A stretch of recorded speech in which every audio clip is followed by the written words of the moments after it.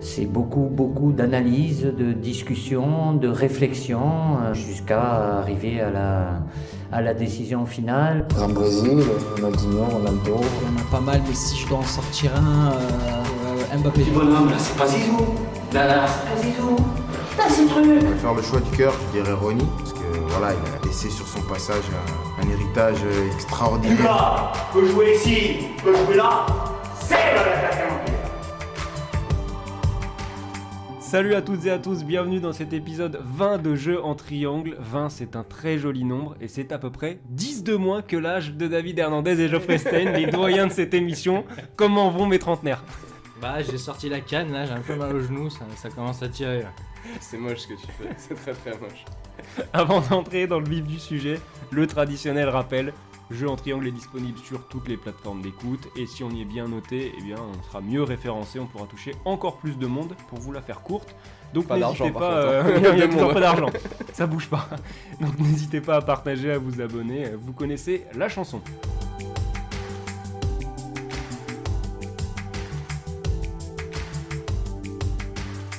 Allez, on s'y met pour cette première friandise des vacances d'hiver. Alors à consommer avec modération en première ligue parce qu'on va jouer pendant les vacances d'hiver avec le fameux Boxing Day. On pouvait donc difficilement passer à côté du championnat d'Angleterre dans ce 20e opus. Et on a décidé de se pencher sur 3 buteurs, ce qu'on n'avait pas encore fait dans cette saison 2. 3 buteurs de renom de l'autre côté de la Manche puisqu'ils ont tour à tour terminé meilleur artificier de première ligue lors des 3 dernières saisons. 3 attaquants différents bien sûr, mais aussi 2 visions du foot professionnel et de l'hygiène de vie bien distinctes. On se lance sur un débat autour de Pierre-Emerick Aubameyang, Harry Kane et Jamie Vardy. Alors enfilez votre meilleure veste réversible, on passe de l'autre côté de la Manche, c'est parti pour l'échauffement.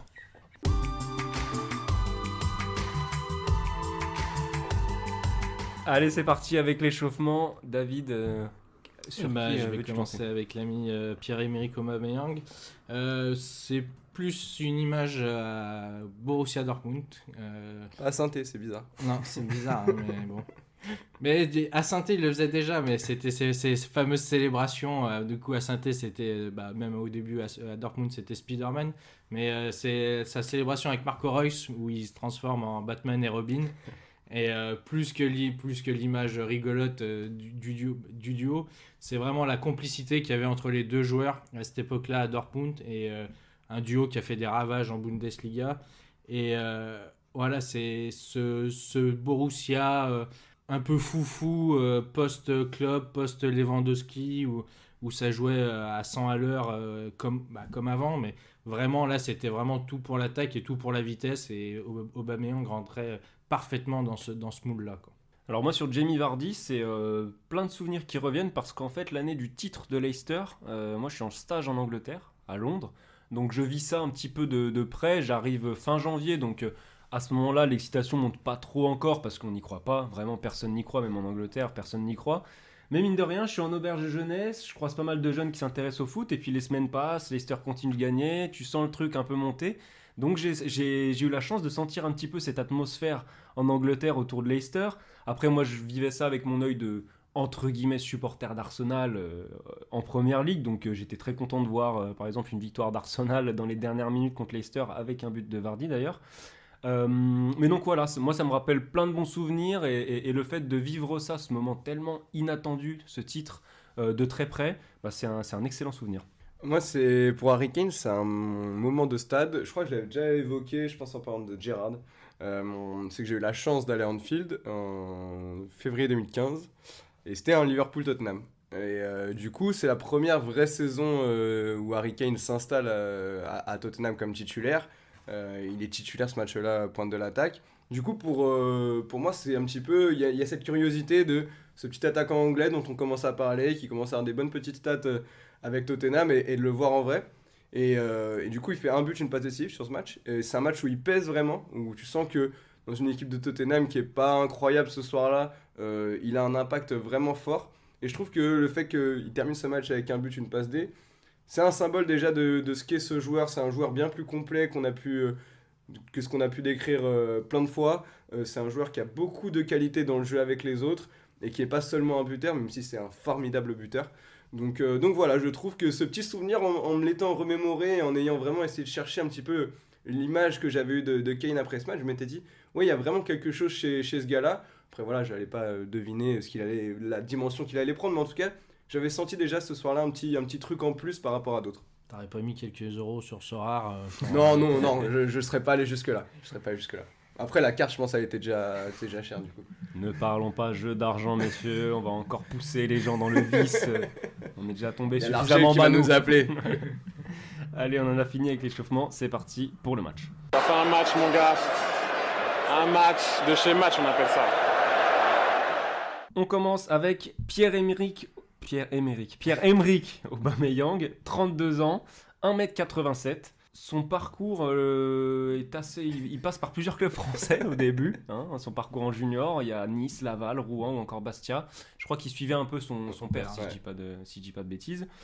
Son premier contrat pro, il le signe au Milan, mais qu'il ne le fera jamais jouer en Serie A et qui va beaucoup le prêter. Dijon, Lille, Monaco, Saint-Etienne, où il s'engage définitivement jusqu'à rejoindre Dortmund en 2013. Il quitte ensuite l'Allemagne en janvier 2018 pour rejoindre Arsenal, où il évolue toujours.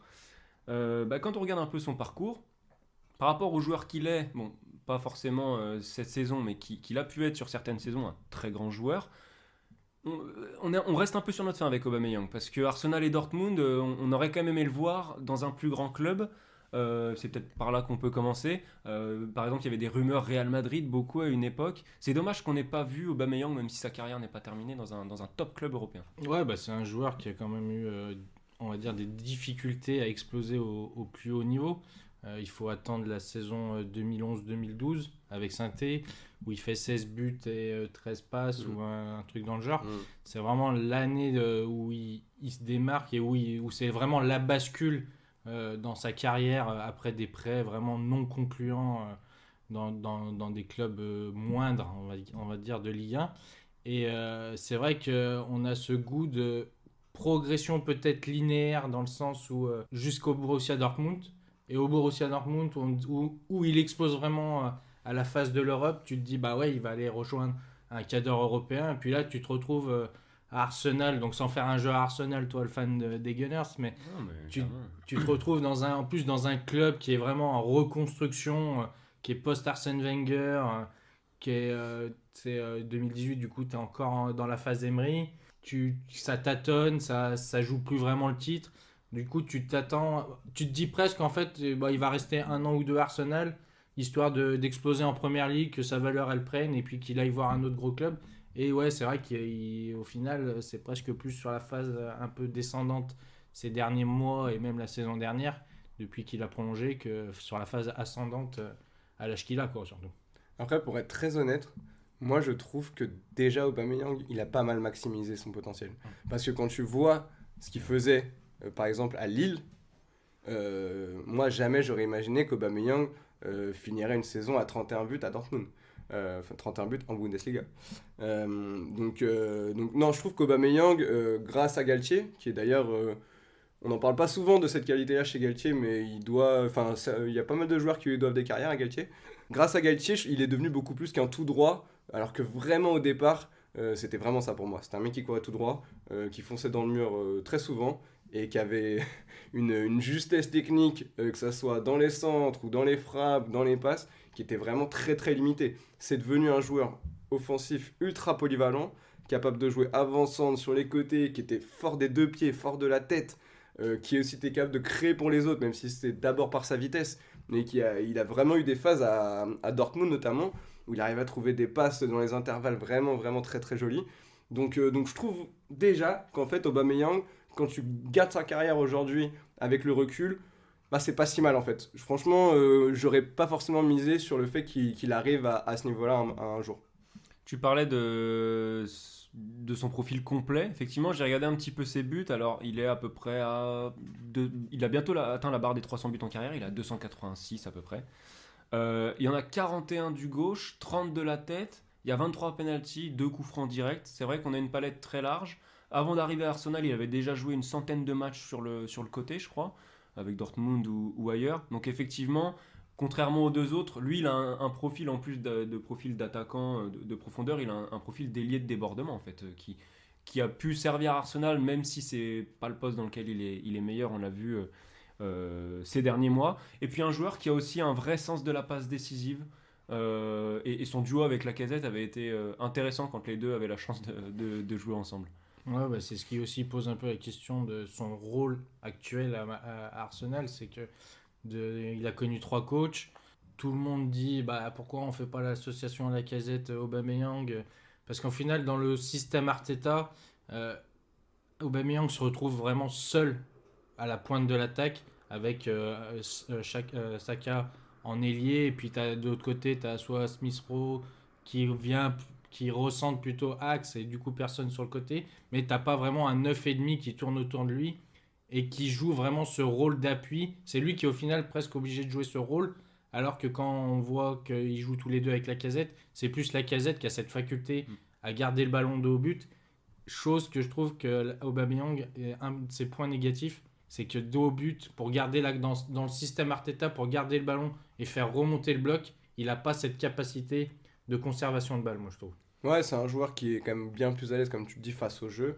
Et je trouve qu'à 32 ans, avec son profil physique au départ, très explosif, très rapide, je trouve qu'il a un peu du mal à se réinventer avec le déclin physique qui arrive avec l'âge.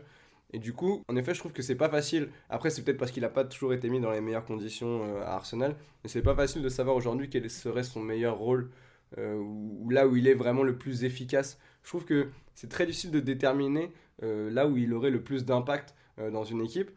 Il décline alors que pour le coup c'est un joueur ultra fiable physiquement parce qu'il a jamais eu de grosses blessures, beaucoup un professionnalisme qu'il est difficile de remettre en cause parce que aucune blessure musculaire, il fait ses saisons à 40 matchs minimum à chaque fois, donc pour le coup il est vraiment, on peut pas lui reprocher ça, mais c'est vrai que je trouve que bah voilà, vu qu'il a plus cette faculté à faire des différences sur 3-4 mètres et à déposer ses défenseurs comme il pouvait le faire à une certaine époque, bah, du coup, on sent une difficulté à se trouver une nouvelle façon d'exister. J'ai l'impression, on parlait de Reus tout à l'heure, on a parlé de Lacazette. C'est difficile de donner la meilleure manière de faire évoluer Aubameyang dans une équipe, mais par contre, on sent qu'il est à l'aise quand il y a une vraie association, un vrai duo. C'est un homme de duo quand même. Et là, ce duo avec... c'est plus Odegaard qui est titulaire en numéro 10, alors que quand Lacazette joue, effectivement, c'est plus un 9,5. Là, c'est Odegaard en 10. On sent pas une connexion folle entre les deux joueurs. Ce que j'ai noté chez Aubameyang aussi, c'est que c'est un homme un petit peu d'à-coup. Il a jamais remporté de titre national. C'est un homme de coupe. Une coupe de la Ligue, une coupe d'Allemagne, 2 super coupes d'Allemagne, une coupe d'Angleterre, Community Shield. Et ce qui est intéressant, c'est qu'il est souvent acteur de ces moments-là, de ces moments forts. Il y a eu notamment l'été 2020, post-Covid, qui a été intéressant pour lui, avec doublé en finale de FA Cup contre Chelsea. Et puis 2 semaines plus tard, il est buteur lors du Community Shield contre Liverpool. C'est pas des titres énormes, mais à l'échelle d'Arsenal, c'était quand même assez intéressant de remporter ces 2 titres-là. Et même s'il n'a pas fait passer un palier à Arsenal, alors que c'est ce qu'on attendait de lui au moment de son arrivée, il a au moins ajouté des lignes au palmarès des Gunners, quoi. Ouais, puis il les emmène en finale de... Enfin, pas tout seul, mais ils vont en finale de Ligue Europa en 2019. Et il met sur la double confrontation du finale contre Valence, il met 4 buts. Ouais. Donc il est vraiment, vraiment précieux. Ouais, et puis ça casse un peu l'image qu'on a aussi d'Aubameyang, de ce côté un peu vendangeur. Surtout qu'on a eu à ses débuts que c'est un attaquant qui avait besoin de 25 occasions pour mettre un but. Et au final, il prouve que dans les matchs qui comptent, mais dans les matchs coup près, on va dire, il est là, il a ce brassard de capitaine. Il utilise cette force pour montrer qu'il est un leader technique, peut-être plus qu'un leader vocal et de vestiaire. Et ce qui montre aussi ce qu'on avait déjà vu à Saint-Etienne. Tu parlais de Galtier tout à l'heure. À Saint-Etienne, quand il gagne la Coupe de la Ligue, c'est le premier trophée depuis le championnat de D2, donc on va peut-être pas le compter, mais depuis le titre de D1 au début des années 80, donc ça faisait déjà 25 ans qu'ils avaient rien gagné. Donc c'était aussi le fer de lance de ces équipes qui étaient peut-être sous silence ou endormies et qui ont réussi à regagner quelques trophées dans leur armoire, quoi. Ouais, clairement, il y a ce côté-là, en effet leader technique, et comme tu disais, un patron peut-être pas toujours à la hauteur. À Arsenal, on sait qu'il y a eu des histoires des fois un peu compliquées dans le vestiaire où ça n'a pas toujours été le leader attendu, surtout que le montant de son transfert mettait une certaine attente autour de lui. Et son salaire aussi. Et on le voit aussi un peu avec le Gabon, par exemple, où pareil, il n'a pas une réputation incroyable de joueur, de leader qui va porter sa sélection. D'ailleurs, le Gabon, comme seul résultat référence un peu pendant l'ère Aubameyang, c'est un quart de finale de la CAN, où malheureusement pour lui, il rate le tir au but qui fait que son équipe se fait sortir par le Mali en 2013. Donc du coup, ouais, il y a ce côté, il manque toujours un petit truc avec Aubameyang pour sentir qu'il peut amener ses équipes à un stade au-dessus. Après, juste, on est assez critique. On parlait un peu vite fait des stats tout à l'heure. Quand même, il y a une période, la période entre 2015 et 2020, c'est une saison, enfin quasiment que des saisons à 30 buts minimum. Il y en a juste une où il atteint pas ce total. Voilà, il faut quand même avoir cette conscience que statistiquement, c'est un joueur qui a pesé très fort pendant une période assez longue. 2016-2017, il est meilleur buteur de Bundesliga, il met 49 buts toutes compétitions confondues. Donc c'est des chiffres d'un attaquant qui aurait dû prétendre à mieux en fait. Et pareil, ces chiffres en Ligue des Champions. Alors il l'a jamais joué avec Arsenal, ça c'est quand même le symbole de l'échec du projet des Gunners par rapport à son recrutement. D'ailleurs on peut élargir ça au recrutement d'Alexis Sanchez aussi à l'époque, enfin bon, on va pas faire l'histoire d'Arsenal maintenant, mais il fait 32 matchs avec Dortmund sur 4 saisons, il met 15 buts. Le ratio est quand même assez intéressant, c'était très prometteur. On l'a vu, c'est un joueur qui est capable de briller dans des grands rendez-vous. Malheureusement, aujourd'hui, il n'a plus tant l'occasion de ça, de disputer des grands rendez-vous, même si la Première Ligue est une usine à choc, mais ça reste le championnat national. Donc on est obligé de rester un petit peu sur notre faim avec Aubameyang en fait. Ouais, puis ce qui est con, c'est que au final, quand il arrive à Dortmund, il n'a pas cette pression. Il arrive, Lewandowski est encore là, il fait une saison avec lui. Du coup, il n'a pas cette pression d'être le remplaçant attitré du Polonais et de cette machine à but. Ça va revenir plutôt à Immobilier. Et le pari Immobilier à Dortmund, je pense qu'ils ne s'en souviennent plus qu'il a porté le maillot. Mais du coup, il a eu cet avantage il réussit quand il a le moins de pression possible en fait. Il a eu 1 an pour s'acclimater à la Bundesliga et dès que Lewandowski est parti, boum, il a explosé. Donc, on parlait de son duo avec Royce, mais il avait plus prendre tous les petits ingrédients de la Bundesliga, du système Klopp, pour ensuite exploser au plus haut niveau, comme ça a été le cas à Saint-Etienne, où quand il arrive, on n'en attend pas monts et merveilles, mais il est là et il se moule parfaitement au projet Galtier. On va pouvoir enchaîner avec notre ami Harry Kane.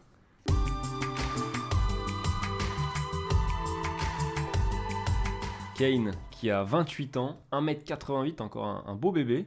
Formation londonienne avec de brefs passages par Watford ou encore Arsenal, mais c'est à Tottenham qu'il s'installe. Il est loin de démarrer tout de suite avec les Spurs. Il a été prêté successivement à Leyton Orient, Millwall, Norwich et Leicester. Et il va vraiment s'installer chez les Spurs à partir de 2013. Il y a un point intéressant chez Harry Kane, c'est son palmarès, je vous le lis tout de suite. Il n'y a rien. Voilà. Palmarès qui est complètement vierge. Ça paraît surréaliste quand on voit le niveau que le joueur a été capable d'atteindre. Alors pareil, c'est comme Aubameyang. On va pas s'attarder à ces dernières semaines parce qu'elles sont moins bonnes. Mais c'est un joueur qui a fait des progrès phénoménaux ces dernières saisons. Et on se demande si on va pas avoir, si on fait le podcast dans 3 ans, si on va pas avoir la même remarque que pour Aubameyang, pourquoi il n'a pas joué plus haut. C'est le gros problème de Tottenham dans son ensemble, quoi. C'est que même quand...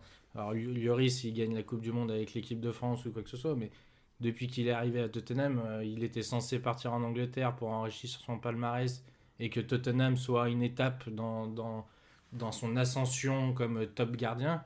Au final, tu te retrouves 10 ans après, 0 titre. Et c'est le gros point noir. Il est pas passé très loin cet été avec l'Euro 2020 dans une compétition où il est un peu à l'inverse de ce qu'il faisait avant, c'est-à-dire très bon dans les matchs de poule et après qui disparaît dans les phases finales. Et là, ça a été l'inverse. Il a été en dedans. Il a laissé la vedette à Sterling pendant les matchs de poule et il s'est réveillé au moment des huitièmes et des quarts. Malheureusement, même malgré 7 € à domicile à Wembley, il n'a pas réussi à aller au bout. Mais ça montre, on a pu voir quand même ce caractère de leadership qu'il a en Angleterre depuis quelques années et qu'il a surtout à Tottenham où il est vraiment le symbole des Spurs depuis 5-6 ans, même si malgré ses envies de départ qu'on a pu comprendre aussi avec le fait de gagner 0 trophée depuis le début de sa carrière, quoi. Ouais, je trouve que c'est intéressant que tu parles de son côté leader, parce que je trouve qu'il est assez en effet sous-estimé dans ce rôle-là. En effet, leader très important de la sélection anglaise. Et on le voit pas mal, pour ceux qui sont abonnés à Amazon Prime, on le voit pas mal dans le documentaire All or Nothing sur Tottenham. Il y a pas mal d'images de vestiaire et on voit que c'est un vrai leader. À Tottenham, Lloris a été très longtemps capitaine. Bah voilà, le leader vocal, on sait que ça va pas être Hugo, c'est un leader un peu différent, un petit peu plus calme, posé. Kane, voilà, c'est un peu plus entraînant, on va dire, pour ses partenaires. Il a une forme de légitimité. Ce qui est intéressant aussi, c'est qu'il a ce côté vraiment d'attaquant anglais formé dans un club qui a des ambitions. Parce qu'il y a ce côté parcours, comme tu disais, où il a été prêté dans différents clubs. Ça, c'est très anglais. Et de commencer finalement sa carrière au très haut niveau à 21 ans, un peu sur le tard. Donc je trouve ça vraiment intéressant de voir que c'est un joueur du cru qui a toujours été dans ce petit moule anglais et qu'il a réussi à devenir un joueur vraiment complet aujourd'hui, à évoluer vraiment au fil des années. Et je trouve qu'il continue, même si en effet il y a des moments un petit peu plus creux, mais il continue à évoluer. Et puis il a 28 ans, donc il y a encore une vraie marge de progression. Moi, je trouve que son profil technique est extrêmement intéressant. Ce que je me rappelle, alors c'est pas pour faire de la pub pour mon boulot, mais j'ai eu la chance d'avoir quelques mots de Kingsley Coman récemment qui me disait bien sûr que j'aimerais avoir plus de stats, mais pour être un joueur qui au départ de l'action et à la finition, c'est réservé une toute petite catégorie de joueurs dans le monde. Et bah pour moi, Harry Kane, il fait partie de cette catégorie-là, dans laquelle je vais évidemment mettre Messi, je vais mettre Karim Benzema, je vais mettre Antoine Griezmann. Harry Kane, je vais le mettre dans cette catégorie-là parce qu'il a la capacité de faire jouer ses partenaires, il a des stats de passe qui sont excellentes. Il a donc, par la force des choses, la capacité de former des très jolis duos comme il l'a fait avec Heung-min Son, notamment ces derniers mois.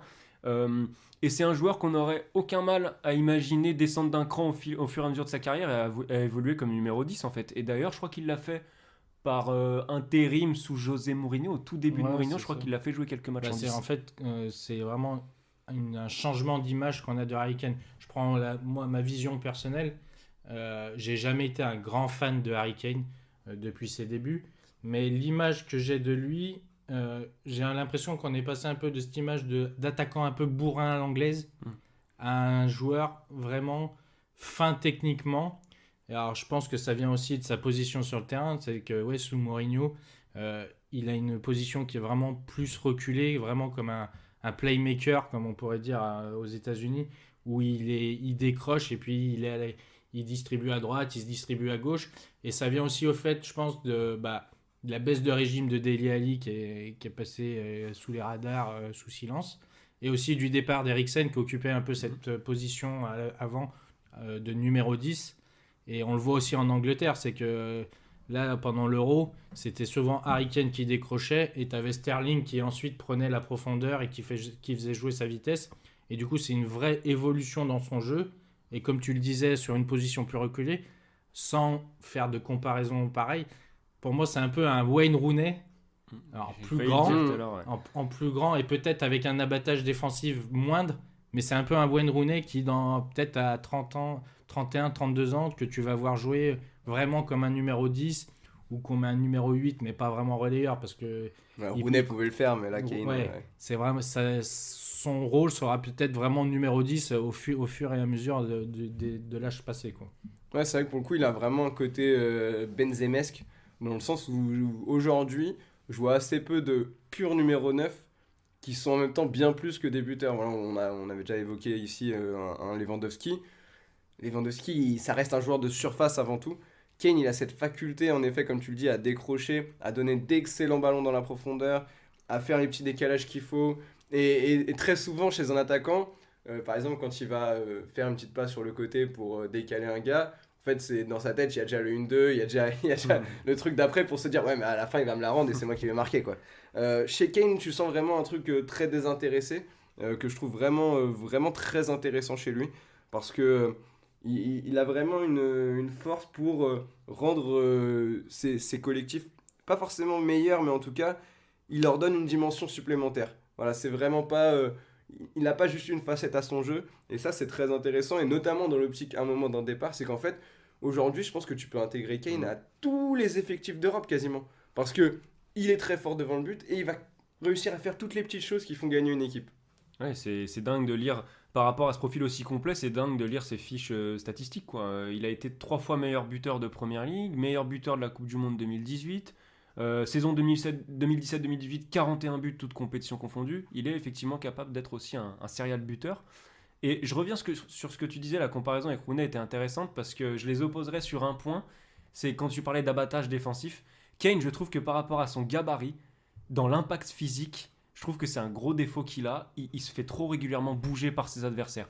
J'ai été vraiment choqué par un match récemment contre Leeds, c'est très récent, il y a quelques semaines, où il s'est fait manger du début à la fin du match par son coéquipier en sélection, Calvin Phillips. Je trouve que pour un grand gaillard comme ça, c'est pas normal et il doit progresser là-dessus pour moi dans l'impact, même dans la surface. Surtout qu'il y a avant d'avoir l'arrivée de Mourinho et de ce jeu de Tottenham un peu plus sur le contre, quand il était sous Pochettino, c'était vraiment un jeu de position et il était souvent dans la surface et au contact des défenseurs. Donc c'est vrai que c'est un peu incroyable et inexplicable de voir un tel physique se faire bouger autant, surtout en première ligue, quoi. Ouais, puis il est peut-être un peu je sais pas, je dirais pas handicapé par son gabarit, mais il a un petit côté un peu dégingandé. On le sent pas ultra costaud du haut du corps. Autant on sent des cuisses bien présentes, mais c'est vrai qu'on le sent pas très, très costaud. D'ailleurs, quand on parle du fait qu'il se fasse bouger, il a essayé de développer un peu de vis dans les duels aériens, c'est-à-dire qu'en fait il saute sans sauter, il met l'épaule, ce truc d'attaquant qui d'ailleurs moi m'énerve beaucoup, parce que très souvent, assez souvent le défenseur va être sanctionné, alors qu'en fait l'attaquant il y va sans y aller. Là, je trouve qu'il fait un peu ça, Kane, il triche un petit peu, on va dire, il fait un peu semblant d'y aller souvent dans les duels, et pour le coup, c'est un truc en plus qui est intéressant, c'est-à-dire que tout à l'heure on disait qu'il avait une formation typiquement anglaise, et pourtant, on va parler d'après de Jamie Vardy, il a un côté pas du tout anglais en même temps, Kane, je trouve, il a un côté, une espèce de romantisme en lui, qui colle pas trop, je trouve, à l'attaquant anglais un peu type. On évoquait tout à l'heure le fait qu'il commençait à être très décisif avec la sélection anglaise et son bel euro, enfin du moins sa belle phase à élimination directe de l'euro. Je trouve que c'est un peu l'inverse avec Tottenham, c'est-à-dire que non seulement il gagne pas de titre, mais en plus c'est pas lui qu'on retient en premier quand il y a des moments très forts des Spurs. Le magnifique parcours en 2019 en Ligue des Champions, c'est pas du tout Kane qu'on retient, c'est Lucas, c'est même Lloris. Il joue même pas il joue pas, il manque le quart retour contre City et les demi contre l'Ajax. Donc voilà, je m'étais noté que 2 buts à partir des huitièmes de finale depuis le début de sa carrière en Ligue des Champions et 6 matchs ratés en phase d'élimination directe. C'est un peu dommage, c'est pour ça qu'on est très pressé quand même de le voir dans un club qui la joue tous les ans, la Ligue des Champions, puisque là c'est plus le cas de Tottenham. Ouais, du coup c'est à se demander si Tottenham n'a pas de titre à cause de Kane ou Kane n'a pas de titre à cause de Tottenham, parce que du coup cette finale de C1, tu dis qu'il est blessé, il la joue quand même. Et ça fait il a raté les demi, mais oui, il joue la finale. Ça fait 2 mois qu'il joue pas, du coup il la joue diminué, il perd l'Euro, mais à côté de ça t'as quand même aussi 2 finales de coupe qu'il n'arrive pas à gagner. Donc tout à l'heure on parlait de Aubameyang avec Arsenal qui arrivait quand même malgré tout à ramener ne serait-ce qu'une coupe nationale Arsenal, même si c'est pas ce qu'on attend de lui. Ou une coupe de la Ligue avec Saint-Étienne, quoi. Enfin, voilà. Mais Kane n'arrive même pas pas que Kane, mais du coup il ne se montre pas plus décisif pour pouvoir ramener ce fameux trophée que Tottenham attend tant, quoi. Oui, c'est ça, on se moque beaucoup d'Arsenal, mais Arsenal ça gratte quand même toujours une petite cup ou un petit trophée de temps en temps. Là, c'est vrai que le fait de ne même pas avoir gagné une coupe de la Ligue, une Carabao Cup, je crois, maintenant ça s'appelle. Oui, ça change à peu près tous les ans. Exactement. Carabao Cup, c'est incroyable. Et à côté de ça, on dit en effet, c'est vrai que t'as vraiment raison. En gros, c'est la poule et l'œuf, quoi. On sait pas qui est le premier responsable. Après, on parlait de son influence dans les grands matchs, ça se voit aussi en première ligue. Par exemple, j'ai noté, il est à 29 buts en 75 matchs contre les adversaires du top 6. Sachant que Kane, c'est plus 2 buts, 2 buts tous les 3 matchs. En moyenne, donc là il serait plutôt à 1 but tous les 3 matchs, donc ça, son rendement baisse, et sachant que j'ai compté Arsenal dans le top 6, enfin dans Big 6, et contre Arsenal pour le coup il a des très bonnes stats, il a 11 sur 16, donc du coup si on prend les 4 autres adversaires, les stats elles baissent vraiment, donc du coup on sent qu'il y a pas de grand moment fort, à part justement sur cet Euro où il y a ses buts dans les matchs importants, même si il fait basculer le 8e. Après, le quart, c'est une balade contre l'Ukraine. Mais voilà, il manque un petit truc pour faire basculer Kane, et aussi en termes d'image qu'il peut avoir auprès du grand public, je pense. On va pouvoir passer à Jamie Vardy.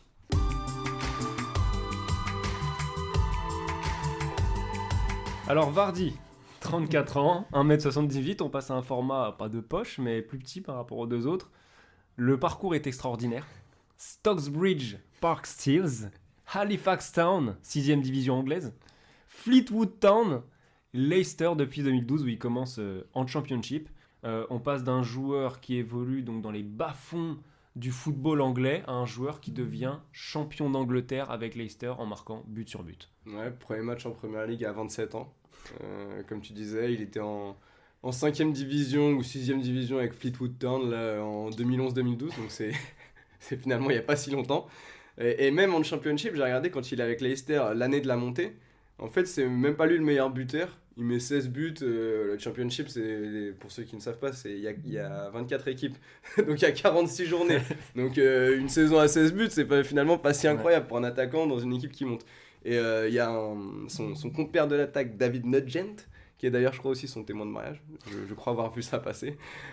Qui est meilleur buteur de Leicester cette saison-là. Mais tout ça pour dire que même au moment où Leicester monte, c'est même pas encore le franchise player de cette équipe. Et derrière, il y a cette saison comète, cette saison incroyable 2015-2016, où à la fois lui va prendre une dimension folle parce qu'on le sent dans un état de confiance, d'impression qu'il peut rien rater. En fait, tout lui réussit. J'ai regardé, donc il met 24 buts. C'est un tiers des buts marqués par Leicester sur la saison, ce qui est énorme pour un seul joueur. Et surtout, il rapporte 15 points par ses buts. 15 points et notamment 4 victoires de suite entre la 10e et la 13e journée, 4 victoires de suite où c'est lui qui met le but de la victoire. Donc voilà, c'est assez symbolique de ce moment où en gros Leicester était Vardy et inversement. Ouais, c'est la belle histoire de Leicester et en même temps la belle histoire de Vardy. Au final, il n'y a qu'en Angleterre que tu peux entendre une histoire comme ça d'un mec qui passe de D6 ou je sais plus combien à déjà la Première Ligue, de passer pro et ensuite d'être le franchise player presque d'une équipe que personne n'attendait et qui va décrocher un titre incroyable quoi. On avait fait les champions les autres champions sous le PSG QSI, c'est de la même veine que Montpellier, voire même peut-être un truc au-dessus parce que ça monte de Championship en 2014 et 2 ans après c'est champion, donc c'est vraiment une ascension incroyable. Et au final, il est à l'image de Mahrez, à l'image de Kanté, ça n'a pas été qu'un seul coup d'éclat. Lui, il est peut-être pas parti dans un top club, il a préféré rester dans son petit cocon de Leicester, mais il a continué à performer, même si ses stats n'ont pas toujours été au summum du summum. Mais quand il finit co-meilleur buteur avec Agüero, il a 32 ans, donc ça montre aussi qu'il a explosé tard, mais il a quand même réussi avec l'âge à garder une certaine constance sur sa performance, quoi. Ouais, parce qu'après l'année du titre où il est, donc, comme vous le rappeliez, extrêmement décisif, derrière les stats en PL, 13 buts, 20 buts, 18 buts, 23 buts, 15 buts, c'est d'une régularité à toute épreuve. Cette saison, alors j'avais noté 7 au moment où je préparais, il en a peut-être marqué un ou deux depuis. Mais joueur extrêmement régulier. Et puis sur le profil, on est sur le plus numéro 9 des trois. Là, il n'y a pas d'histoire. Joueur de profondeur, beaucoup. Plutôt un bon instinct dans la surface sur le dernier geste. Et puis un joueur donc, assez, qui fonctionne beaucoup à l'instant en fait. Je me répète, mais il y a aussi un bon joueur de tête. Il y a des buts parfois assez laborieux, mais d'autres assez spectaculaires. Mais voilà, vraiment un très bon neuf en fait. Ouais, chez Vardy, il y a beaucoup de simplicité dans ce qu'il fait. Clairement, il n'y a pas de fioriture. C'est tout pour l'efficacité. Et beaucoup de spontanéité, hein, comme tu disais, beaucoup d'instinct chez Vardy. Je trouve aussi que c'est un joueur d'équipe qu'on sous-estime un peu, parce que déjà, c'est un énorme coureur. Il a beaucoup d'endurance. Et il répète les efforts. Il s'arrête jamais. Je pense que pour une défense, ça doit être un enfer de devoir gérer le pressing de Vardy sur 90 minutes. Et c'est un footballeur intelligent dans le sens où il a une vraie qualité de passe. On sent que c'est un mec qui aime le foot et qui est pas seulement un gars qui veut tirer la couverture à lui. Je sais pas, je sens pas beaucoup d'ego chez Vardy. C'est un buteur, mais j'ai pas l'impression qu'il a envie de tirer la couverture à lui. Il a envie d'emmener ses partenaires le plus loin possible. Il a un côté aussi très partageur avec le public. Donc voilà, je sens un gars finalement assez sain, quoi. Ce qui n'est pas toujours le cas chez les vrais attaquants. Ça vient forcément de son parcours, Oui, en fait. très certainement. Quand t'es champion de 7ème division, 5ème division, 2ème division avant d'être champion de Premier League, bon, globalement... Ouais, et puis c'est la mentalité anglaise, quoi. Tu vois, tu parlais du pressing, c'est un peu un chien fou. Mais je trouve quand même qu'il y a eu une évolution dans son jeu. C'est qu'il est chien fou, mais avec l'arrivée de Rodgers, il a réussi un peu à se canaliser, à réfléchir un peu plus. Quand c'était le Leicester de Ranieri, c'était chien fou, mais c'était un peu désordonné. Ça partait un peu dans tous les sens. Avec Rodgers, je trouve que Rodgers a réussi à mettre en place un Leicester moins dans le contre comme l'année du titre et plus dans une sorte de jeu de possession qu'avait essayé d'instaurer Puel avec peu de réussite. D'ailleurs, ça a valu quelques coups d'éclat entre Vardy et lui, mais du coup il a réussi à se réinventer un peu. Il est moins dans la course en profondeur, il participe plus au jeu que ce qu'on aurait pu croire avec ce côté un peu fou, un peu je presse dans tous les sens, etc. quoi. Après, c'est un joueur qui fonctionne quand même beaucoup avec des joueurs très techniques autour de lui.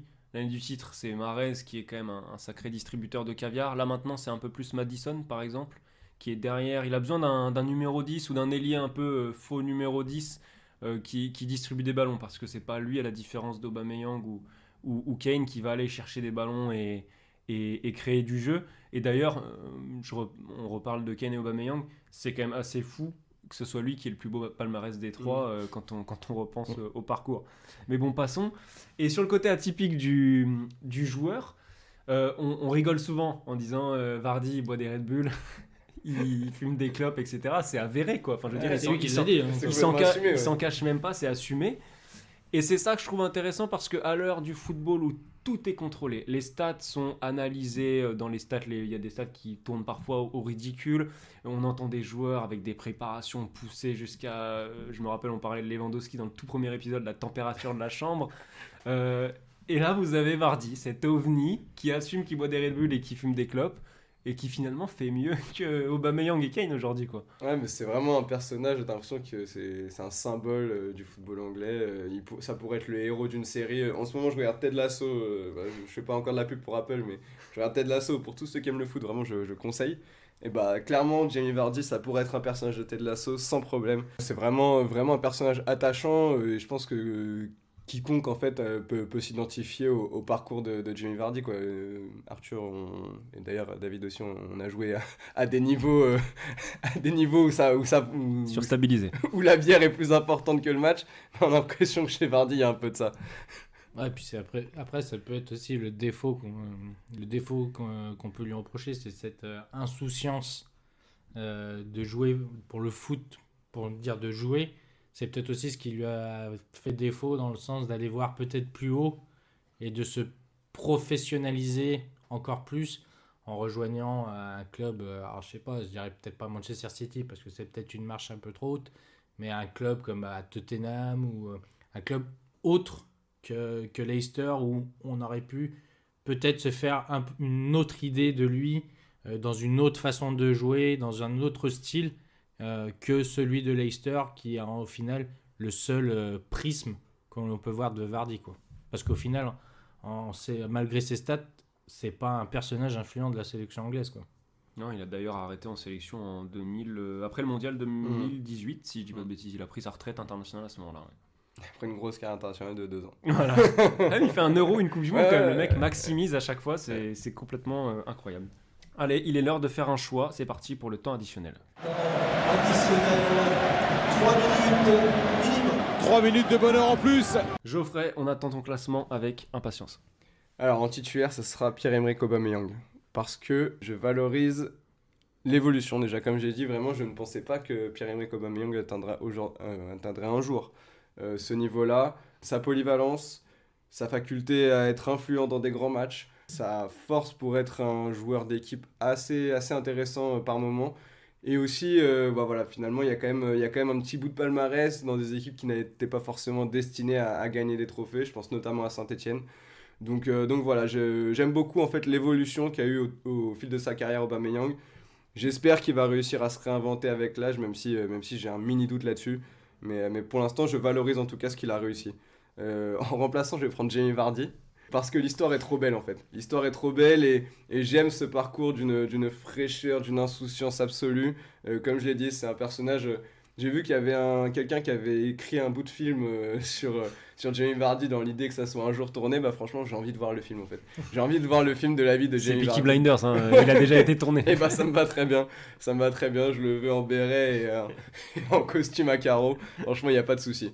Et puis Harry Kane, pour le coup, c'est vraiment je le mets là, évidemment pas une question de niveau. Je pense que si je dois vraiment prendre le niveau intrinsèque, encore plus à l'heure actuelle, c'est le meilleur des trois et assez largement. Mais il y a une frustration chez Harry Kane aujourd'hui. Il y a un truc qu'il n'arrive pas à dépasser, un truc qui fait qu'il a toujours cette armoire à trophées vide. Je sais pas, il y a toujours une espèce de frustration. Il fait que je me dis, mais c'est pas normal qu'en fait qu'on ait ce talent-là qui n'arrive pas à passer un cap. Et donc voilà, j'attends, c'est le plus jeune des trois. Très probable qu'à la fin de sa carrière, j'ai un avis complètement différent sur Harry Kane. Mais pour l'instant, je suis trop déçu parce les résultats qu'il a pour arriver à le mettre ailleurs qu'ici. Alors moi je vais le mettre titulaire Harry Kane parce qu'en fait j'ai à peu près la même réflexion que toi, mais moi l'Euro de cet été, j'ai eu une petite bascule dans ma vision d'Harry Kane parce que mine de rien il a enfin, comme tu le rappelais David, il a été décisif dans des moments importants dans les matchs à élimination directe, donc je sens qu'il est en train de basculer et avec lui son équipe d'Angleterre pour l'instant, à voir s'il pourra le faire avec Tottenham, donc je lui laisse le bénéfice du doute, même si son palmarès évidemment est vierge, et je pense que s'il rejoint un top club, il est possible qu'on voit un Harry Kane tout casser avec l'Angleterre et un top club en même temps. Je ne serais pas surpris que ça arrive dans les années à venir. En remplaçant, je pense qu'on pourra sur Audacity prendre un copier-coller de ce que tu viens de dire Geoffrey. Je vais copier-coller ce que tu as dit sur Vardy.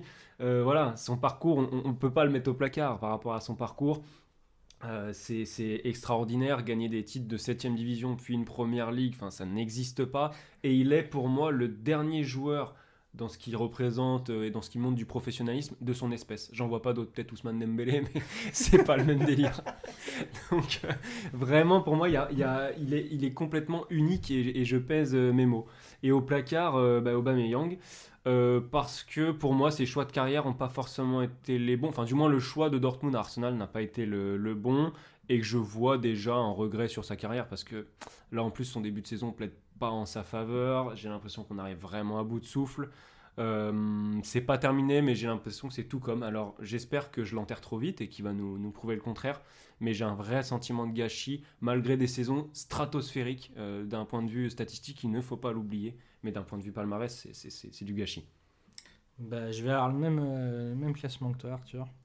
Je vais mettre Harry Kane en titulaire parce que comme tu l'as dit Geoffrey, c'est intrinsèquement pour moi le meilleur des trois. Il a que 28 ans entre guillemets, mais du coup sa marge de progression est encore là.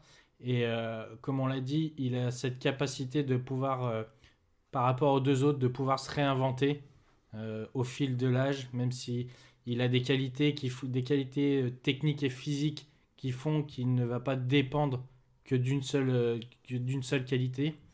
Et quand j'entends dire cet été que qu'est-ce qu'il apporterait à Manchester City, est-ce qu'il arriverait à se fondre dans Manchester City, pour moi la question ne se pose pas, parce qu'on a vu à Tottenham depuis 2 ans, comme on l'a dit, cette position reculée qui permettrait à des joueurs comme Gabriel Jesus, Sterling ou même Ferran Torres de rentrer et de repiquer axe. La question ne se pose pas. Du coup pour moi c'est un titulaire en puissance et malgré tout avec cette notion de gâchis pour l'instant de 0 titre, mais j'ose espérer que ça va changer très rapidement et j'ose espérer qu'il quitte Tottenham même. Et en remplaçant du coup Jamie Vardy pour son histoire, mais ce qui fait la différence avec Aubameyang, on va dire la période de prime est sensiblement la même presque, mais je trouve qu'il a plus apporté avec Leicester certes dans une équipe qu'on n'attendait pas, mais il a plus apporté que Aubameyang a apporté. Il a gagné à Saint-Etienne d'un titre historique, à Dortmund aussi, Mais du coup, à Arsenal, on dit qu'il a gagné des coupes, mais c'est pas ce qu'on attend de lui. Donc pour moi, c'est un degré moindre de ce qu'a pu réaliser Vardy et de ce que continue à réaliser Vardy, parce qu'ils gagnent peut-être plus le championnat, ils gagnent pas de coupe, mais ils arrivent à à s'insérer souvent dans le top 6, top 7 anglais, alors qu'on leur donnait peut-être après le titre pas cher de leur peau, voire même peut-être une relégation post-titre ou post-célébration, quoi. Donc voilà, Aubameyang au placard. Voilà. Et bah Pierre-Emerick, si tu nous entends, on s'excuse. On va conclure là-dessus. En attendant peut-être que Pierre-Emerick Aubameyang nous fasse mentir, parce qu'Arsenal réalise un très beau début de saison au moment où on se parle, même si il vient d'avoir une défaite contre Man United. N'hésitez pas à nous donner vos classements, à partager, à noter. Et puis nous, on vous dit à dans 2 semaines. Merci messieurs, David, Geoffrey, toujours fidèle au poste. Et n'abusez pas sur le foie gras. Ouais, et puis joyeux Noël à tous. Hein. Et joyeux Noël, Happy Christmas, comme on dit. Merry Christmas. Merry Christmas. Allez, les cours d'anglais, les assez chers, tiens, On merde. rappelle que dans l'échauffement, il a Christmas. dit qu'il était en stage à Ouais, il a Londres. vécu à rappelle, Londres. on rappelle. On n'oublie pas. Hein. Peut-être un peu trop de bière à l'époque. Tu passais du temps avec Jenny Vardy, toi, à l'époque. J'étais dans son crew, ouais. Et bah sur ce, good evening, hein, comme on dit.